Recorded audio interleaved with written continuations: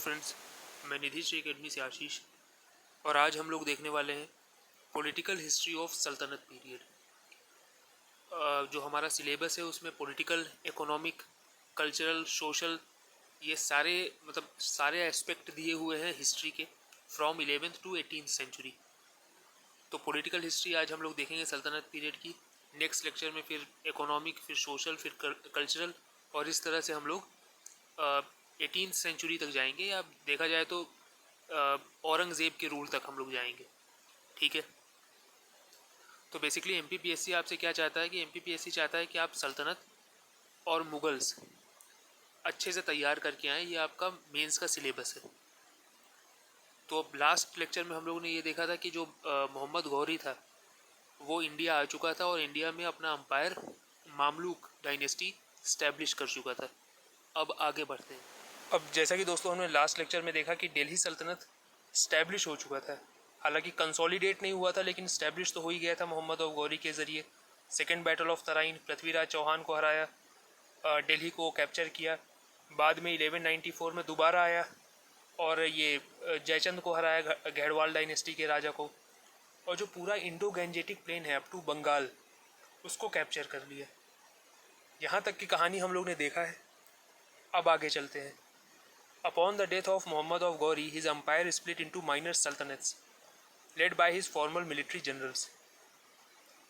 तो ये है कुछ इसका, देख सकते हैं आपको गौरीड एम्पायर दिख रहा होगा ग्रीन में। ये पूरा गजनी, काबुल, मुल्तान, पेशावर, पूरा पंजाब से होते हुए दिल्ली, अजमेर और ये जाता है बिहार और बंगाल तक। इतना लंबा चौड़ा एम्पायर था गौरीड एम्पायर। तो ये हुआ क्या कि जब मोहम्मद ऑफ गौरी के कोई संतान नहीं थे, तो इसने क्या किया, अपने जो पूरा अम्पायर था वो अपने मिलिट्री जनरल्स में बांट दिया। तो गजनी वाला हिस्सा आया ताजुद्दीन याल्दूस, ये तो अफ़गानिस्तान में है। मुल्तान का हिस्सा आया कुबाचा के अंडर, नसीरुद्दीन कुबाचा।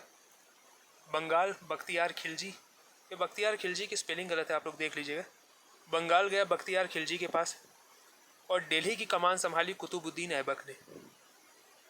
तो ये दिल्ली सल्तनत comprised 5 dynasties that ruled over a span of 300 years. लगभग 1206 से 1526 तक का जो ये पूरा पीरियड है उसको कहते हैं दिल्ली सल्तनत। उसके बाद बाबर आया और फिर मुग़ल ने टेक ओवर किया। तो कौन कौन सी डायनेस्टी है ये देख लेते हैं। ये एक तो अपनी मामलुक डायनेस्टी हो गई, कुतुबुद्दीन ऐबक वाली।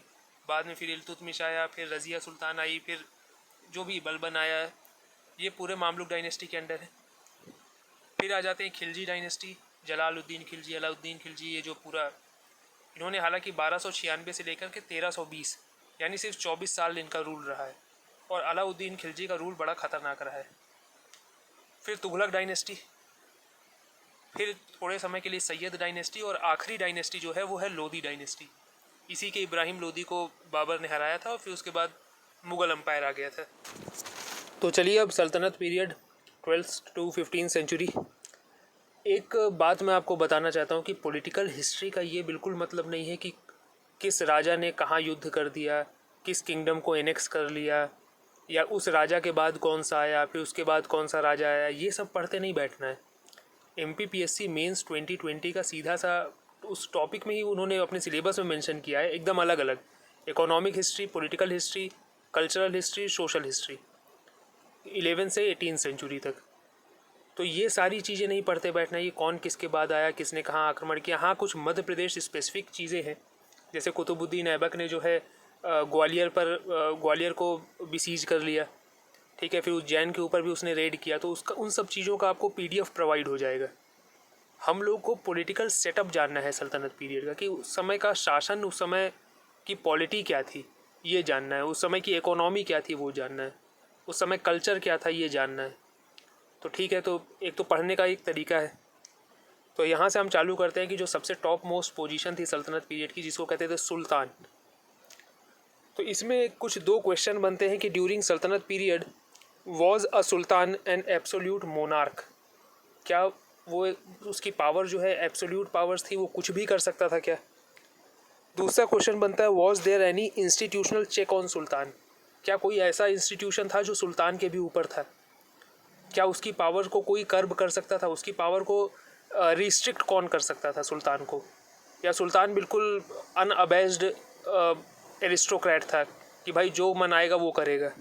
ठीक है, तो जो सुल्तान का जो ऑफिस है, जो सुल्तान का पोस्ट है, उसको समझने के लिए इन दो क्वेश्चन के आंसर देने ज़रूरी हैं। तो पहले वाले क्वेश्चन का, during sultanate period was a sultan an absolute monarch, तो इसका आंसर क्या होगा कि absolute despotism is a myth. Despotism मतलब होता है तानाशाही। So absolute despotism is a myth. Any king had to gain confidence of his subjects and should represent aspiration, ambition and opinion of people around him. कोई भी जो राजा होता है वो बिना पब्लिक के सपोर्ट के राजा नहीं बनता है। तो उसको पब्लिक के सेंटीमेंट्स की, या जो उस समय जो पॉपुलर बिलीफ चल रही हो या एस्पिरेशन हो पब्लिक के, उसको बड़ा समझना पड़ता है किसी भी सुल्तान को, चाहे वो इन्वेडर हो या चाहे वो अपने ही देश का हो। तो इसका एक एग्ज़ाम्पल लेते हैं, इस पॉइंट को यहीं होल्ड करते हैं हम लोग। इसका एक एग्ज़ाम्पल है जजिया टैक्स। बहुत ही फेमस टैक्स है, प्रीलिम्स में भी पूछा जाता है, मेंस में भी पूछा जाता है, हर तरीके से, मुग़ल से लेकर के कुतुबुद्दीन ऐबक तक सभी लोगों ने इस टैक्स को लगाया है। तो जजिया टैक्स जो है सबसे पहले कुतुबुद्दीन ऐबक ने इम्पोज़ किया इंडिया में। It was military tax imposed against non Muslims population of India for ensuring them protection against any invasion. कि जो नॉन मुस्लिम आबादी है, जो मुस्लिम के अतिरिक्त जितने भी संप्रदाय के लोग हैं, उनको उनके ऊपर किसी भी तरीके का इन्वेजन ना हो, वो लोग सुरक्षित रहें, इसलिए उनसे जजिया टैक्स वसूला जाने लगा। But it was not imposed over Brahmins. जब कुतुबुद्दीन ऐबक ने जजिया टैक्स लगाया ना, इम्पोज़ किया, तो ये ब्राह्मण्स पे नहीं लगता था, बाकी सभी पे लगता था। क्षत्रिय पे लगता था, वैश्य पे लगता था, जो लोग एग्रीकल्चर कर रहे हैं उन पे लगता है, ट्रेडर्स पे लग रहा है, लेकिन ब्राह्मण्स पर ये इम्पोज नहीं होता था jizya tax. Because before Aibak there was Hindu rule in India and Brahmans were on the top of varna system. imposing jizya on Brahmins would have seen as infuriating the belief of Hindus। भाई सीधी बात है कि अगर मान लीजिए आप किसी गांव में गए और आप सरपंच से ही लड़ाई कर लिए, तो पूरा गांव आपके अगेंस्ट हो जाएगा। इसके पहले कुतुबुद्दीन ऐबक के पहले जो प्रीडोमिनेंटली जो राजपूत थे, वहाँ पे ब्राह्मणों का स्टेटस, या जो हिंदू रूल था वहाँ पे ब्राह्मणों का स्टेटस बहुत हाई था। तो ब्राह्मणों पे जजिया लगाने का मतलब है कि पूरे हिंदू सेंटीमेंट्स के आप अगेंस्ट जा रहे हैं। बट लेटर ऑन, जब ये एम्पायर जो है कंसोलिडेट हुआ, एम्पायर ग्रो हुआ, तो later on when saltanat grow stronger, Firoz Shah Tughlaq impose jizya on Brahmans as well. तो शुरुआत में इन्होंने जो मेजॉरिटी सेंटीमेंट्स के हिसाब से उन्होंने काम किया। अब इसका दूसरा एग्जाम्पल है, during the reign of Iltutmish, some Muslim divines approached him and asked him to enforce Muslim laws strictly and giving Hindus the offer of either opting Islam or death। जो उस समय के जो मुस्लिम डिवाइंस थे या जो थियोलॉजियंस थे, जो मुस्लिम उलेमा थे, काजी थे, उन्होंने इल्तुतमिश को वो अप्रोच किया। उन्होंने बोला कि आप इस्लामिक लॉ स्ट्रिक्टली एनफोर्स कीजिए और हिंदूज़ को फोर्स कीजिए कि या तो वो इस्लाम स्वीकार करें या death. Iltutmish was advised by his वजीर that this decision was impractical and could go against the popular sentiments of masses, as Muslims were so little in number as salt in a dish of food। Iltutmish के वज़ीर ने बोला कि ये जो आप strictly अगर आप इस्लामिक लॉ इम्पोज करेंगे और फोर्सफुली कन्वर्ट करेंगे अगर नॉन मुस्लिम पॉपुलेशन को मुस्लिम में, तो ये आपके अगेंस्ट चला जाएगा ये डिसीज़न, क्योंकि टर्क्स की संख्या या मुस्लिमों की संख्या बहुत कम थी देश में और मेजॉरिटी हिंदू पॉपुलेशन ही थी। तो उनके सेंटीमेंट्स का ख्याल रख के आपको रूल करना चाहिए। तो ये चीज़ें जानना बहुत ज़रूरी है कि एक जो रूलर होता है वो तभी तक रूलर होता है जब तक पब्लिक उसको एक्सेप्ट कर रही है। तो एक जो तानाशाह है या जो भी आप उसको टायरेंट कह लीजिए, वो पॉपुलर सेंटीमेंट्स के अगेंस्ट नहीं जाता। इनफैक्ट हिटलर के भी अपने सपोर्टर थे। तो सुल्तान का जो ऑफिस था वो एब्सोल्यूट डेस्पोटिज्म यानी फुल तानाशाही से भरा हुआ नहीं था। अब वापस हम लोग इसी अपनी पुरानी स्लाइड पे आ जाते हैं कि ये हम लोग ने देख लिया कि absolute despotism is a myth, कि भाई एक सुल्तान को जो है aspiration, ambition, opinion, sentiments, feelings, इन सब का ध्यान रखना पड़ेगा जो लोग उसके अंडर हैं, जिनको वो रूल कर रहा है। दूसरा पॉइंट है, there was a continuous struggle for power with the nobility. A strong noble could aspire to become a king. ये जब भी कोई किंग वीक होता था तो नोबल जो है राजगद्दी यानी उसके जो सभासद होते थे वो राजगद्दी पे बैठ जाता था किंग को हटाकर। तो किंग को हमेशा अपनी गद्दी की परवाह होती थी कि भाई अगर मैं हल्का सा भी वीक हुआ या मेरा पावर कम हुआ या मेरा सेंट्रलाइजेशन अगर कम हो गया और नोबल्स अगर ज़्यादा फ्री हो गए तो मेरी गद्दी पे हमेशा खतरा बना है। ठीक है, फिर उसके बाद एक चीज़ आती है कि was there any institutional check on sultan. ऐसी कोई संस्था थी क्या जो सुल्तान के ऊपर अपना दबाव बना के रखे? क्योंकि ऐसी कोई संस्था जो सुल्तान के ऊपर दबाव बना के रखे वो तो हम लोग सोच भी नहीं सकते, खासकर उस पीरियड में। बट वो संस्था थी और उस इंस्टीट्यूशन का नाम था रिलीजन। जी हाँ, religion. Religion was an institutional check over sultan. His functions were assumed as a will of God. Hence, a king had to perform his duties in consonance with what was prescribed by religion. तो सबसे बड़ा institutional check था सुल्तान के ऊपर religion, इस्लाम। ये चीज़ सिर्फ Turkish सुल्तान के ऊपर ही नहीं है जो इस्लाम धर्म मानते थे। इसके पहले जो हिंदू राजा थे वो भी जितने भी राइट्स एंड रिचुअल्स हैं, चाहे वो सेक्रीफाइसेस हों या कोई भी दूसरे राइट्स हों, वो वेदों के हिसाब से करते थे कि जो चीज़ें रिलीजन प्रिस्क्राइब करेगा उतना ही सुल्तान कर सकता है। मतलब उस समय का रिलीजन ही उस सुल्तान के लिए कॉन्स्टिट्यूशन था। ठीक है, his functions were assumed as a will of God, कि भाई जो वो काम कर रहा है सुल्तान वो भगवान की मर्ज़ी है, वो अल्लाह की मर्ज़ी है। तो इस्लाम धर्म के अगेंस्ट जाके कोई काम नहीं कर सकता। ठीक है, अभी एक किंग बैठा है, इसके अलग अलग नोबल्स बैठे हैं, दिख रहा होगा फ़ोटो में। इन नोबल्स के पास अपनी अलग अलग मिनिस्ट्रीज़ थी या जिनको डिपार्टमेंट कहते हैं। और इन डिपार्टमेंट के बारे में जियाउद्दीन बर्नी, ये एक पॉलिटिकल थिंकर थे। मोहम्मद बिन तुगलक के टाइम में भी रहे हैं और फिर फ़िरोज़ शाह तुगलक के टाइम में भी रहे हैं। जियाउद्दीन बर्नी इन्होंने सल्तनत को बड़े करीब से देखा। तो इन्होंने एक बुक लिख दी तारीख़ फ़िरोज़ शाही, कई बार पूछ चुका है MPPSC। तो तारीख़ फ़िरोज़ शाही में इन्होंने 4 मेजर डिपार्टमेंट को मेंशन किया है। वो कौन से 4 मेजर डिपार्टमेंट हैं उनके बारे में हम पढ़ेंगे अभी आगे की स्लाइड्स में। हालांकि ये इन्फॉर्मेशन पूरी तरीके से सही नहीं क्योंकि डिपार्टमेंट्स बहुत सारे थे, बट ये जो 4 मेजर डिपार्टमेंट थे, मतलब आप ये समझ लीजिए कि वो उस समय के सुल्तान का कैबिनेट हुआ करता था। 4 पावरफुल मिनिस्ट्रीज़, ऐसा समझ लीजिए। अब पहला डिपार्टमेंट है दीवान वजारत और उसके हेड थे वज़ीर। तो wazir was the head of Diwan wazarat according to Siyasatnama written by Nizamul Mulk Tusi. A wazir must be ahle kalam, someone who is learned and can give advice to king on diverse topics when sought. एक सेल्जुक अम्पायर हुआ करता था, इसके बारे में हम लोग ने फर्स्ट लेक्चर में डिस्कस किया है। गजनाविड एम्पायर के पहले एक अम्पायर हुआ करता था सेल्जुक अम्पायर। वहाँ के एक पॉलिटिकल थिंकर थे निज़ामुल मुल्क तूसी। इनका इंडिया से कोई लेना देना नहीं है। इनकी एक बुक है सियासतनामा। MPPSC को बुक से बहुत प्यार है तो प्रीलिम्स में पूछ सकता है, तो बुक का नाम याद रखिए। इन्होंने अपनी बुक में वज़ीर के रोल को अच्छी तरीके से डिस्क्राइब किया है कि वज़ीर must be ahle kalam, he must be a learned person, जो किंग को किसी भी टॉपिक पर किसी भी विषय में एडवाइस दे सके, चाहे वो रेवेन्यू एडमिनिस्ट्रेशन से रिलेटेड हो, सिविल एडमिनिस्ट्रेशन से रिलेटेड हो, मिलिट्री एडमिनिस्ट्रेशन से रिलेटेड हो, किसी भी डाइवर्स टॉपिक पे। Wazir was not the head of civil administration, rather its role kept on changing till first quarter of 14th century. He wasn't just entrusted with the powers regarding civil administration but also required to carry military expedition when needed. जब सल्तनत period, actually सल्तनत period 1206 से शुरू हुआ कुतुबुद्दीन ऐबक के time से। ठीक है, तो उस समय अभी ये सल्तनत सिस्टम नया ही था, कंसोलिडेट हुआ नहीं था, जस्ट ग्रो कर रहा था। तो वज़ीर के रोल को लेकर के बहुत सारी डायकॉटमी थी कि वज़ीर क्या करे, सिविल एडमिनिस्ट्रेशन से रिलेटेड काम करे या मिलिट्री एक्सपेडिशन भी करे। इनफैक्ट बहुत सारे रूलर्स के जो वज़ीर हुए हैं वो मिलिट्री कमांडर हुए।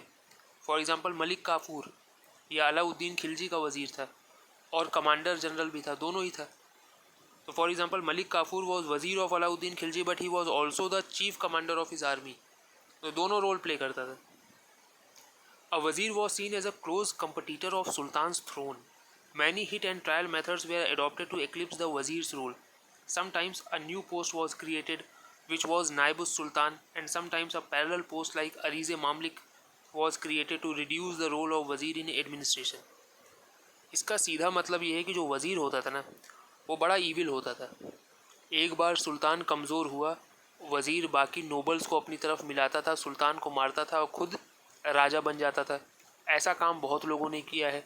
मलिक गाजी ने किया है, गियासुद्दीन तुगलक जिनको कहते हैं. ये काम बलबन ने भी किया है. ठीक है.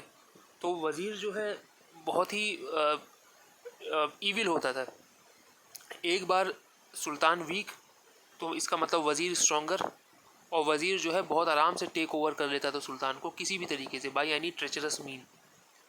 तो वज़ीर के रोल को एक्लिप्स करने के लिए, छोटा करने के लिए बहुत सारे अलग अलग चीज़ें बनाई गई.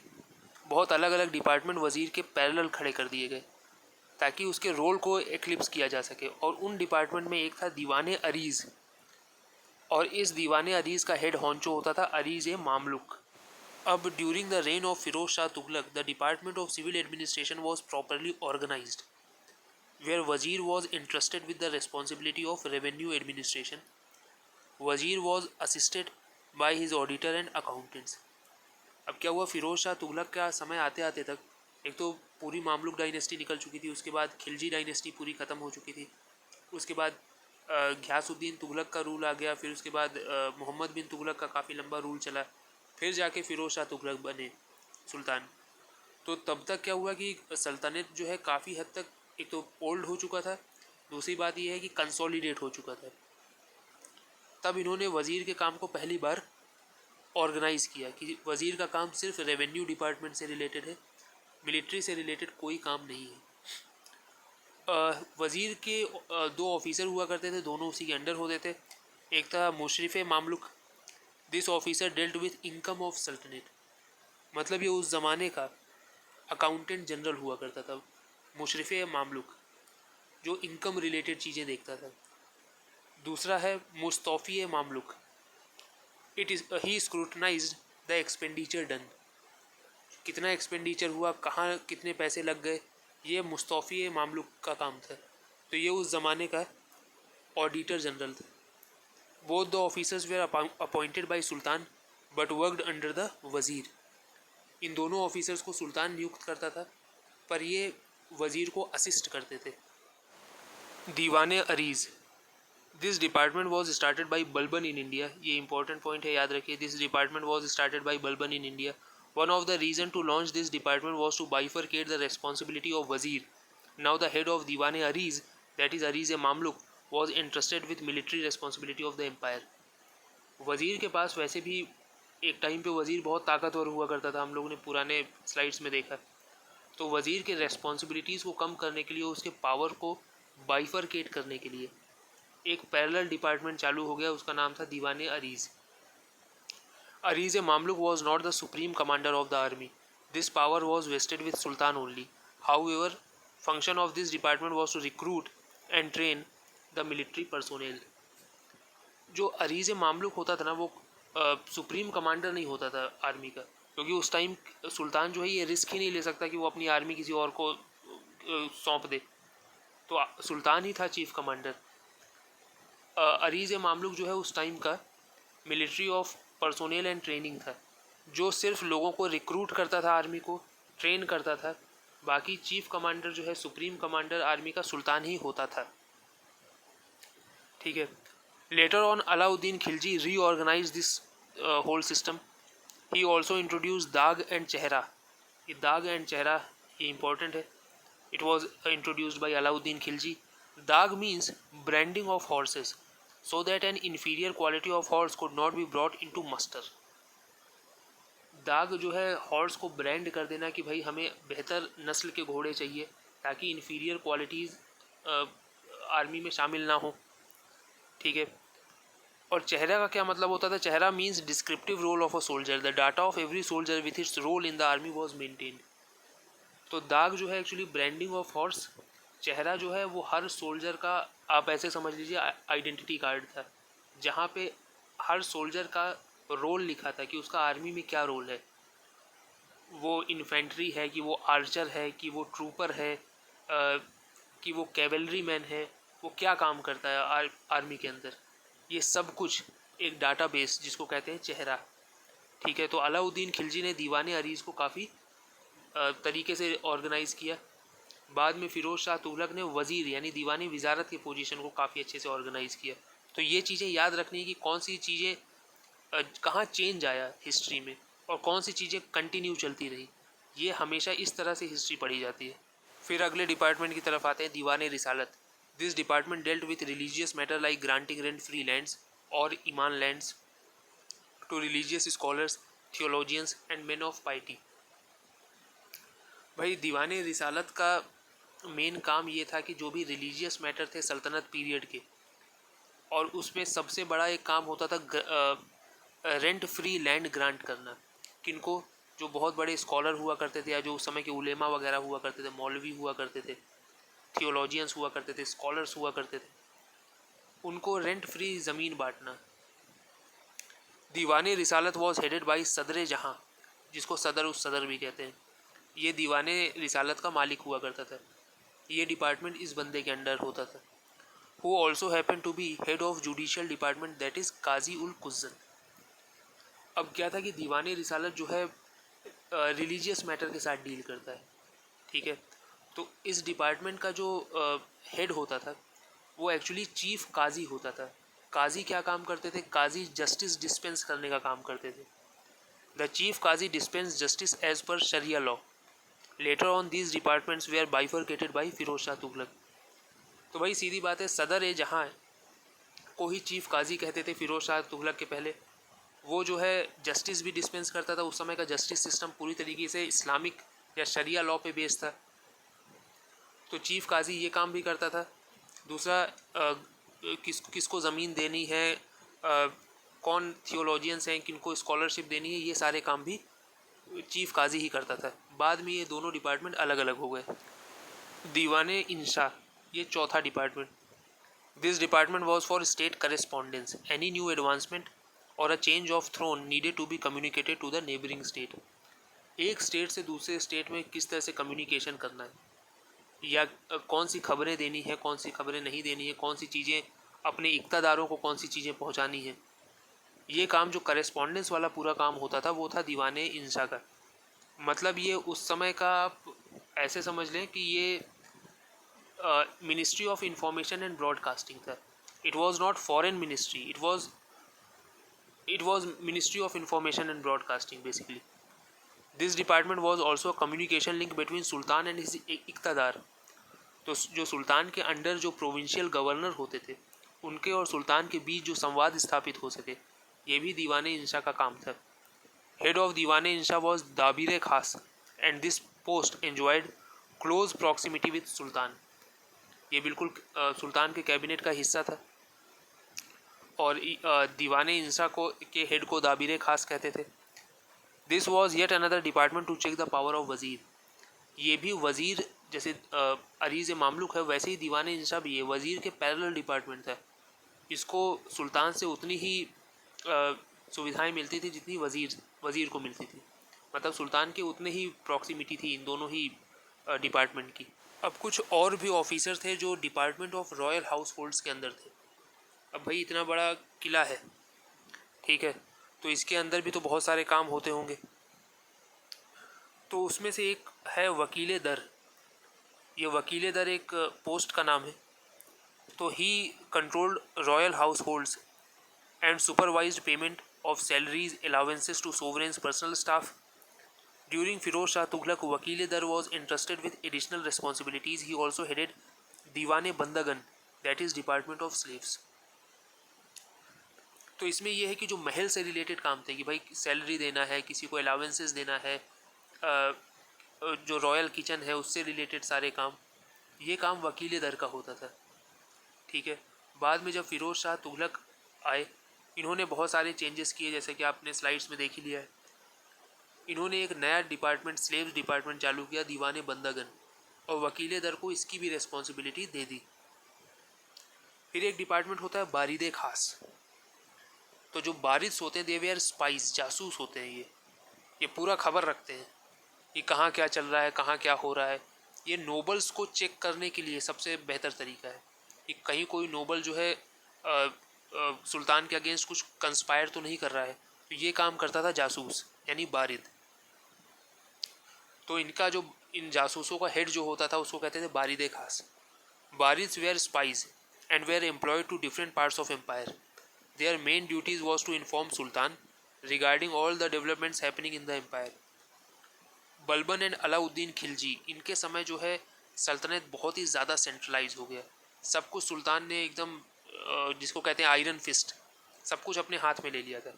तो Balban and Alauddin Khilji used barid as a tool to check the activity of nobles. Nobles पर नज़र रखते थे। उसके बाद रॉयल कारखाना है। This department supervise manufacturing of all the items required by royal household. जैसे जो भी रॉयल हाउस होल्ड में जो भी चीज़ें हो रही हैं, चाहे वो रोब्स हो, चाहे वो किचन रिलेटेड चीज़ें हो, चाहे वाइन हो, डाइन हो, कुछ भी हो, वो सारी चीज़ें रॉयल कारखाने से आती थी। अब ये जो अंपायर आप देख रहे हैं ये मोहम्मद बिन तुगलक के टाइम का है। आप देख सकते हैं कि लगभग सब कुछ उसने जीत लिया था, मालाबार तक पहुंच गया था मोहम्मद बिन तुगलक। और सम्राट अशोका के बाद शायद सबसे बड़ा एम्पायर मोहम्मद बिन तुगलक के टाइम है, और शायद नहीं पक्का मोहम्मद बिन तुगलक के ही टाइम है। अब इतने बड़े एम्पायर को कैसे रूल किया जा सकता है? तो इसमें एक तरीका क्या है कि इसको छोटे छोटे प्रोविंसेस में बांट दिया जाए फॉर एडमिनिस्ट्रेटिव इफ़िशियंसी।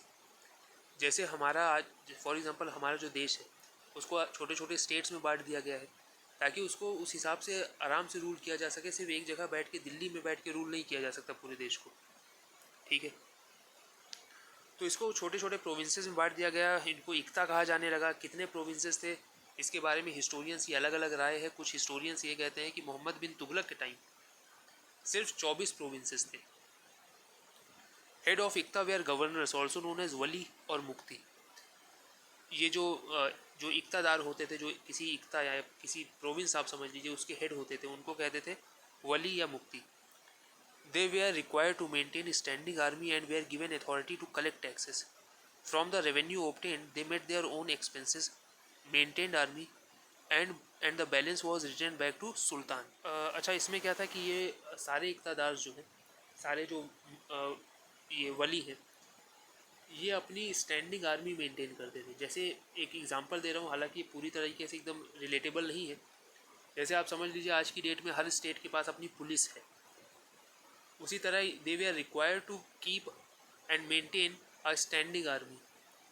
क्यों स्टैंडिंग आर्मी मेंटेन करते थे? ताकि जब सुल्तान का किसी के साथ वॉर हो जाए, किसी से लड़ाई हो जाए, तो ये सब लोग सारे जो वली हैं ये सब अपने अपनी स्टैंडिंग आर्मी जो है सुल्तान की आर्मी के साथ भेजते थे। तो सुल्तान की आर्मी बहुत बड़ी लगती थी। जैसे हम लोग पढ़ते ना कि 3 लाख की आर्मी थी, 4.5 लाख लोग थे आर्मी में, तो ये इस तरह से आते थे। अच्छा, और क्या काम था? जैसे फॉर एग्जांपल रेवेन्यू इन्होंने कलेक्ट किया। फॉर एग्जांपल 100 रुपये रेवेन्यू कलेक्ट हुआ, 50 रुपये जो है आर्मी के मेंटेनेंस में लग गए, 20 रुपये के खुद के खर्चे हो गए। तो बाकी का जो 30 रुपये बचा, जिसको कहते हैं फवाजिल, वो सुल्तान को वापस भेजना पड़ता था, ठीक है। इसमें आप चोरी नहीं कर सकते। लेकिन बाद में क्या हुआ, चोरी होने लगी रेवेन्यू की, और इक़्तादार जो हैं या जो वली या मुक्ति जो हैं वो स्ट्रॉन्ग होने लगे। तो during Alauddin Khilji this process became more stringent. Barids they were employed for keeping eye on wali, plus amils they were deployed at every pargana so that any fraud in revenue collection could be detected. भाई परगना जो है लगभग 84 गाँव को मिलाकर जिसको कहते थे परगना। यहाँ पे क्या हुआ कि आमिल्स यानी रेवेन्यू कलेक्टर्स अपॉइंट किए गए अलाउद्दीन खिलजी के जरिए, जो ये देख सके कि किसी तरीके का फ्रॉड तो नहीं हो रहा रेवेन्यू कैलकुलेशन में, या रेवेन्यू को मैनिपुलेट तो नहीं किया जा रहा। फॉर एग्जांपल 100 रुपये कलेक्ट हुए और जो वली है उसने सिर्फ 10 रुपये ही भेजे सुल्तान को, बोला बाकी सब खर्च हो गए अपने एक्सपेंसेस में और आर्मी को मेंटेन करने के चक्कर में। तो ये काम अलाउद्दीन खिलजी इस चीज़ में बहुत स्ट्रिक्ट था। और ये जो बारिद थे, स्पाइस थे, जासूस थे, ये जासूस लगाता था अपने हर गवर्नर के पीछे, हर वली के पीछे, कि कहीं ये कुछ घपला तो नहीं कर रहा है। तो इस तरह से प्रोविंसेस चलता था। और ये था कुछ हद तक हम लोगों ने प्रोविंस की जो फंक्शन देखी। नेचर ऑफ द स्टेट, अभी जो पूरा सल्तनत था, ये जो पूरा तंत्र था, उसका नेचर, उसका कैरेक्टरिस्टिक्स क्या था? तो state was aristocratic and militaristic. Aristocratic होता है डेमोक्रेटिक का जस्ट उल्टा। डेमोक्रेसी मतलब जहाँ पे पावर जो है जनता के हाथ में हो। एरिस्टोक्रेसी मतलब जहाँ पे पावर कुछ चुनिंदा लोगों के हाथ में हो। और सल्तनत के टाइम में देखें, खासकर इल्तुतमिश के टाइम में, तो ये पावर जो है चहलगमी यानी 40 नोबल्स के हाथ में ये पावर हुआ करती थी। बस यही थे सत्ताधारी। दूसरा है एंड मिलिटरिस्टिक। मिलिटरिस्टिक स्टेट वो होता है जिस स्टेट का मेन एम एक्सपेंशन करना हो, जो स्टेट सबसे ज़्यादा पैसा मिलिट्री को प्रोलिफरेट करने में, मिलिट्री को बढ़ाने के लिए जो स्टेट पैसा खर्च कर रहा हो, उसको कहते हैं मिलिटरिस्टिक स्टेट। मतलब उस स्टेट का मेन काम होगा कि भाई दूसरे राज्यों को भी के ऊपर भी उनके ऊपर भी वॉर किया जाए, अपने स्टेट को एक्सपेंड किया जाए, दूसरे राज्यों को भी अपने अंदर लिया जाए। Turks usually occupied high offices of the state that left a little opportunity for Muslims and Hindus to rise in the bureaucracy. जो टर्क्स होते थे, अब कुतुबुद्दीन ऐबक एक टर्क था, स्लेव था मोहम्मद गौरी का, तो टर्क्स को हायर ऑफिसेज में प्रमोट होने के चांसेस बहुत आसानी से थे टर्क्स के पास। बाकी जो पूरी सोसाइटी थी, बड़ी हेट्रोजेनस सोसाइटी थी। एक तो हम लोग सोशल हिस्ट्री में इसको काफ़ी डिटेल में देखेंगे, लेकिन सल्तनत के टाइम पे सोसाइटी, खासकर इंडियन सोसाइटी, बड़ी ही हेट्रोजेनस थी। अब उस सोसाइटी में अरब्स थे, टर्क्स थे, हिंदू थे, इंडियन मुस्लिम थे, इंडियन मुसलमान, और अफ़गान थे। अगर अफ़गान के बारे में बात करें तो ये बख्तियार खिलजी खुद ही अफ़गान था, ठीक है। और ये जो मोहम्मद गौरी की जो सेना आई थी ना, वो भी काफ़ी मिली जुली थी। कुछ ईरानियन थे, कुछ टर्क्स थे, और कुछ अरब्स थे। बड़ी इस तरह की सेना आई थी। The Hindus generally constituted rural aristocracy and were in frequent scuffle with the aristocrats of upper section. जो रूरल एरिस्टोक्रेसी थी, जो परगना के लेवल पे थी, जो उस समय के मुकद्दम होते थे, उस समय के जो खूट्स होते थे, मतलब उस समय के जो सरपंच होते थे, ज़मींदार होते थे, वो हिंदूज होते थे। इस चीज़ में भी हम लोग बहुत डिटेल में चर्चा करेंगे जब हम लोग इकोनॉमिक हिस्ट्री पे पढ़ जाएंगे। The state was Islamic, that is open violation of Islamic laws were not allowed. State Islamic state था। इनफैक्ट जो इस्लाम है, it was the only institution जो किंग के पावर को, सुल्तान के पावर को कर्ब कर सकती थी। हम लोग ने पीछे भी पढ़ा है। Hindus were given the status of Jimmis, that is protected people, who had accepted the rule of Muslims and agreed to pay a tax called jizya. इसके बारे में भी हम लोग ने बहुत डिटेल में पढ़ा है। इसमें एक नया वर्ड आया है कि हिंदूज़ को प्रोटेक्टेड पीपल कहा जाता था, कि किसी भी तरीके की इन्वेजन से अगर आपको बचना है तो आप हमें जजिया दीजिए, और इनको प्रोटेक्टेड पीपल कहा जाता था, जिसका पर्शियन वर्ड है शायद Jimmy. The Turkish state was not based on the idea of equality, but on the notion of privileges. The privileged section of society, like the Turks or Muslim ulema, enjoyed more rights than others. अब जाहिर सी बात है, वो जो इस तरह के जो एरिस्टोक्रेटिक स्टेट होते हैं, वहाँ पे इक्वालिटी तो कुछ होती नहीं है। वहाँ पे सब कुछ प्रिविलेज बेस्ड था। अगर आप किसी नोबल के घर में पैदा हो रहे हो तो आप बहुत हाई ऑफिसेस तक पहुँच जाओगे, और अगर आप किसी प्रिविलेज सेक्शन ऑफ सोसाइटी से हो, फॉर एग्ज़ाम्पल किसी काजी के बेटे हो या किसी थियोलॉजियन के बेटे हो, तो आपको आसानी से रेंट फ्री लैंड भी मिल जाएगी, ठीक है। तो ये वहाँ पे इक्वालिटी जैसा कुछ भी नहीं था। ये हम लोग सोशल हिस्ट्री में अच्छे से पढ़ेंगे। उस समय भी शूद्र एग्जिस्ट करते थे, उस समय भी चांडाल एग्जिस्ट करते थे, ठीक है। और उनसे उसी तरीके का भेदभाव होता था जैसे कि प्री सल्तनत पीरियड में होता आया है। तो दोस्तों, आज के लिए बस इतना ही। लेक्चर थोड़ा बड़ा हो गया, लेकिन ज़रूरी भी था, क्योंकि मिडिवल हिस्ट्री से सभी को डर लगता है। तो अगर आपको लेक्चर पसंद आया हो तो प्लीज़ इसे लाइक करें, शेयर करें, सब्सक्राइब करें, और निधिश्री एकेडमी से जुड़े रहें। एक एक टॉपिक जो आपके मेन से रिलेटेड है वो कवर होगा विथ फुल डिटेल्स। मैं मिलूँगा आपसे अगले लेक्चर में। तब तक के लिए गुड बाय।